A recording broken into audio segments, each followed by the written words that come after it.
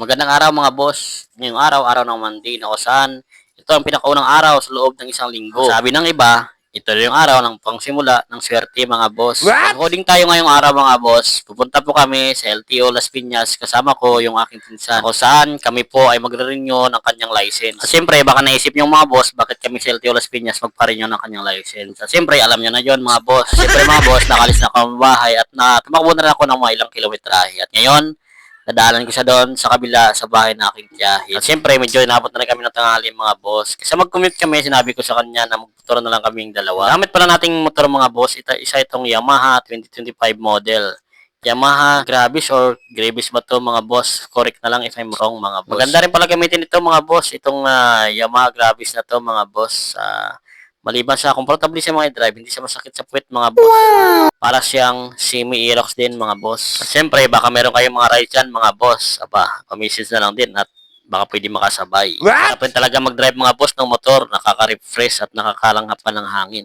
Lalo pa siguro kung sa probinsya tayo nito. Kaya mga boss, mabilis na ba kayo magpatakbo ng motor mga boss? Ako kasi pa-chill-chill lang mga boss, para lang tayong nagtitinda ng isda mga boss. Masarap din talaga drive nito mga boss, yung mga scooter mga boss. Pero siyempre, inasahan natin ito mga boss na medyo ma-maintenance. Siyempre, iba pa rin yung dekadina kaysa sa mga belt mga boss. Sabi ng iba mga boss, pag scooter daw yung motor mo, takapansin daw sa mga chika babes. Pero bakit habang nag-drive ako mga boss, wala mapapansin sa akin? Yung nakakapansin lang sa akin mga boss tuwing nag-drive ako ng motor, walang iba kundi yung mga traffic enforcer, mga police, mga SPG, LTO. At siyempre yan mga boss, para maiwasan natin mapansin tayo ng mga tulad ng sinabi ko, kailangan mag-ingat tayo sa pagmamaneho. At siyempre, kailangan natin sundin yung mga batas trapiko. At siyempre, habang nagmamaneho tayo ng mga motor, mga boss, kailangan doble ingat tayo. Iwasan natin sumingit-singit, iwasan natin mag-overtake ng alanganin, at kailangan magbigay tayo sa kapwa driver natin mga boss. Sabi nga sa seminar mga boss, defensive driving is a way to driving, observe traffic rules, and observe safety. Kapit mga boss, English yun pero sa Tagalog yun, di ko na alam. Yung English na yun mga boss, inuha ko lang yun sa baol. Siyempre mga boss, mapapayo ko lang sa inyo pag kayo nag-drive ng motor mga boss. Kailangan iwasan nyo mag-overtake sa kanan mga boss. Mas mainam pa rin mag-overtake tayo sa kaliwa. Bakit ko nasabi yan mga boss? Siyempre, pag sa kaliwa tayo nag-overtake mga boss, bilis tayo mapansin kaagad ng driver na sa harapan natin mga boss. At siyempre, pag tayo nag-drive mga boss ng motor, lalo na pag sa highway na tayo, iwasan natin makipagsabay sa mga truck, sa mga UV Express, sa mga jeep,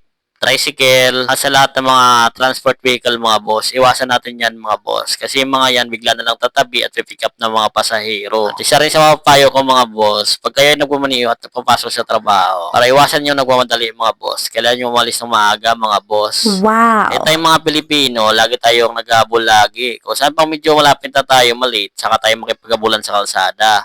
Kaya dapat yun ang iwasan natin mga boss.